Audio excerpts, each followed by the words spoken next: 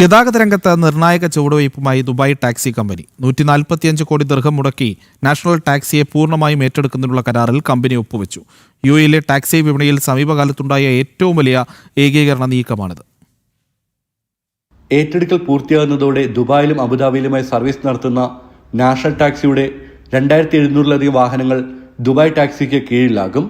ഇതോടെ ദുബായിലെ ടാക്സി വിപണിയിൽ കമ്പനിയുടെ വിഹിതം നിലവിലുള്ള 47% നിന്ന് 59% ഉയരും. കരാറിലൂടെ അബുദാബിയിലെ ഗതാഗത രംഗത്തും ദുബായ് ടാക്സി ശക്തമായ സാന്നിധ്യമായി മാറും.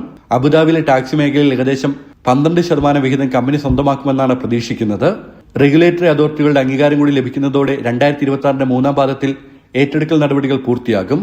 നവീകരണത്തിന്റെ ഭാഗമായി 600 പുതിയ ടാക്സി പ്ലേറ്റുകൾ കൂടി ദുബായ് ടാക്സി അനുവദിച്ചിട്ടുണ്ട്. പരിസ്ഥിതി സൗഹൃദ ഗതാഗതം പ്രോത്സാഹിപ്പിക്കുന്നതിന്റെ ഭാഗമായി ഇലക്ട്രിക് വാഹനങ്ങളുടെ എണ്ണം വർദ്ധിപ്പിക്കാനും കമ്പനി ലക്ഷ്യമിടുന്നുണ്ട്. കൂടാതെ ബോൾട്ട്, സെറ്റ് തുടങ്ങിയ ആപ്പുകളുമായുള്ള പങ്കാളിത്തം ശക്തിപ്പെടുത്തുന്നതിനൊപ്പം ഡ്രൈവറില്ല ടാക്സി സേവനങ്ങളും കമ്പനി ആരംഭിച്ചിട്ടുണ്ട്. മികച്ച വരുമാന വളർച്ചയാണ് ദുബായ് ടാക്സി കൈവരിച്ചത്. ജനം, ദുബായ്.